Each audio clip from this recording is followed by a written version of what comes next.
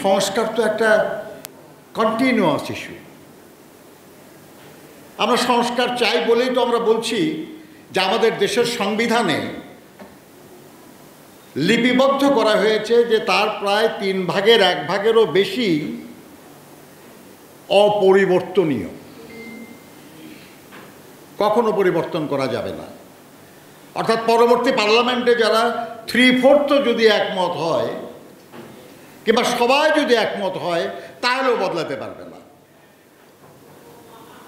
এটা হয়। আমি আজকে নিজেকে খুব বুদ্ধিমান মনে করে বললাম যে এটা হলো সঠিক, ভবিষ্যতে আর কেউ এর কোনো পরিবর্তন করতে পারবে না। এটা ভুল। আমার চেয়ে বিদ্বান, আমার চেয়ে বুদ্ধিমান, আমার চেয়ে দেশপ্রেমিক মানুষ ভবিষ্যতে কেউ এসে পরিবেশ পরিস্থিতি অনুযায়ী যদি কোনো পরিবর্তন করা উচিত মনে করে গণতান্ত্রিক প্রক্রিয়ায়, সেটা করতে পারে তারা। আজকে যে সংস্কারের কথা হচ্ছে, আজকে যে বৈষম্য বিলোপের কথা হচ্ছে, আজকে যে বঞ্চনা নিরসনের কথা হচ্ছে, তার জন্য যে পরিবর্তনগুলি করতে হবে, সেই পরিবর্তনে তো এমন অনেক কিছু আসবে যেগুলোকে অপরিবর্তনীয় বলে দেওয়া হয়েছে। হবে, কিন্তু এটা শেষ হয়ে গেল তা না। হয়তো এখন থেকে 10 বছর পরে আমরাই আবার সবাই চাইব যে সেটার আবার কিছু পরিবর্তন, আর কিছু সংস্কার হতে হবে।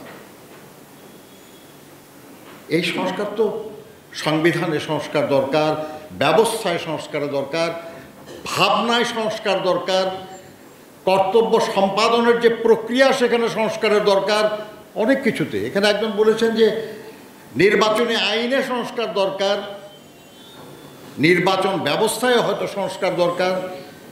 কিন্তু আমাদের ভাবতে হবে শুধু এই সব সংস্কারই কি একটা অন্তর্বর্তীকালীন সরকার করে দেবে? গণতান্ত্রিকভাবে নির্বাচিত জনগণের সরকারকেও অনেক কাজ করতে হবে।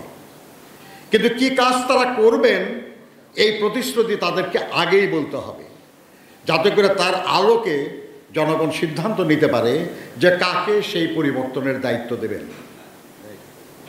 বাংলাদেশে নাই এটা, কিন্তু বিভিন্ন দেশে আছে। আপনারা শুনেছেন, আমি বেসিক্যালি শ্রমিক আন্দোলনের একজন কর্মী। আপনি জার্মানিতে যান, কোরিয়াতে যান, জাপানে যান, সেখানে নির্বাচনের আগে যারা ক্ষমতা প্রত্যাশী তারা সেখানকার বিভিন্ন যেসব পেশাভিত্তিক সংগঠন তাদের কাছে চিঠি লেখে।